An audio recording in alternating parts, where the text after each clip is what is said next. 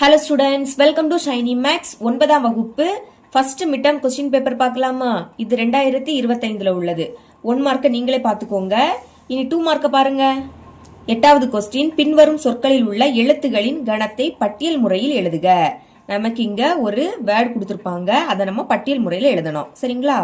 இது எடுத்துக்காட்டு 1.2ல இருக்கு. ஃபர்ஸ்ட் இரண்டுமே எடுத்துக்காட்டு 1.2ல இருக்கு. அடுத்த ரெண்டும் பயிற்சி 1.1ல செகண்ட் கொஸ்டின்ல இருக்கு.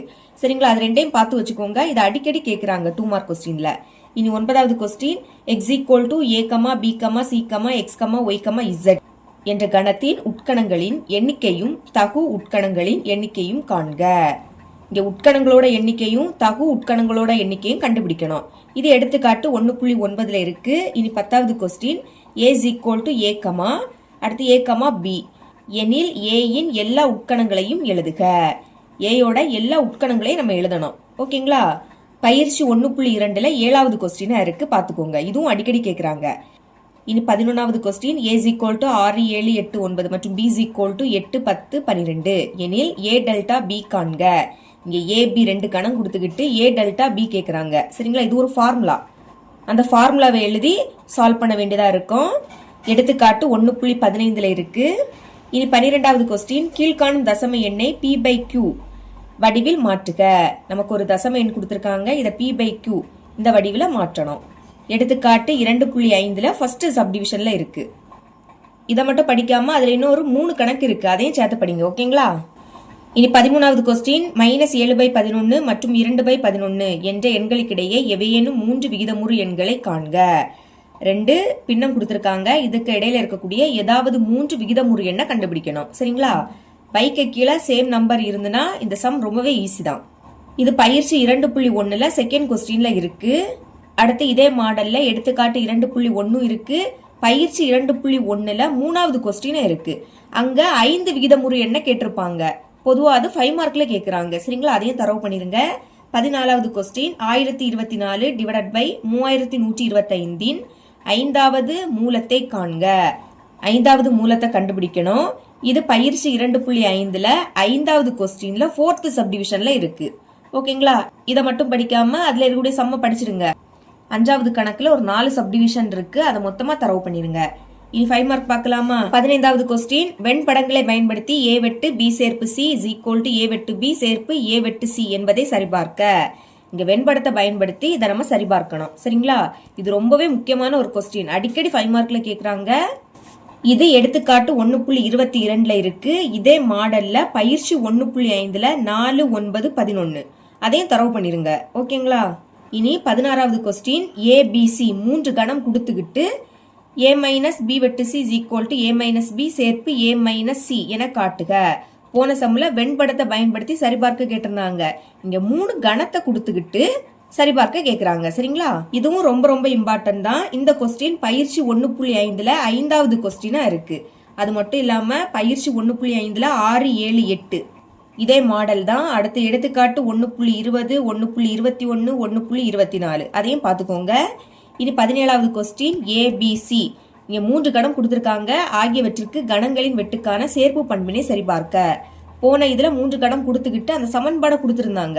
ரொம்பவே ஈஸியா சால்வ் பண்ணிடலாம். இங்கேயும் 3 சமன்பாடு கொடுத்திருக்காங்க.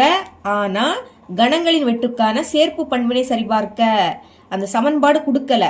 நம்ம தான் கணங்களின் வெட்டுக்கான சேர்ப்பு பண்பை எழுதி இந்த சம்ம சால்வ் பண்ணணும். ஓகேங்களா? இந்த சம் பயிற்சி 1.4ல 4வது கொஸ்டினா இருக்கு. அடுத்து பயிற்சி 1.4ல 3, 5 இதே மாடல் தான். எடுத்துக்காட்டுல 1.19. சரிங்களா? அதையும் பார்த்து வச்சுக்கோங்க. இனி 18வது கொஸ்டின், ஒரு கல்லூரியில் உள்ள மாணவர்களின் 240 மாணவர்கள் மட்டை பந்தும். இது எங்க இருக்குன்னா எடுத்துக்காட்டு 1.32ல இருக்கு. இனி இதே மாடல்ல எடுத்துக்காட்டு 1.30, 1.31 அதையும் பார்த்து வச்சுக்கோங்க. இனி பயிற்சி 1.6ல இதே மாடல் கொஸ்டின் இருக்கு. ஓகேங்களா? 5 மார்க் கொஸ்டின்ல இதே மாடல்ல எப்பவும் கொஸ்டின் கேக்குறாங்க. ஒரு சில பேருக்கு இந்த மாடல் புரிய மாட்டேங்குது, ரொம்பவும் பெரிய சம்மாவும் இருக்கு. அப்படி புரியாட்டா இதுக்கு முன்னாடி பார்த்த 3 மாடலையும் தரவு பண்ணிருங்க.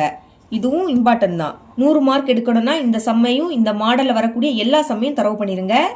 இனி 19வது கொஸ்டின், 2.327 பார் என்ற தசம விரிவை விகிதமுறு எண்ணாக எழுதுக.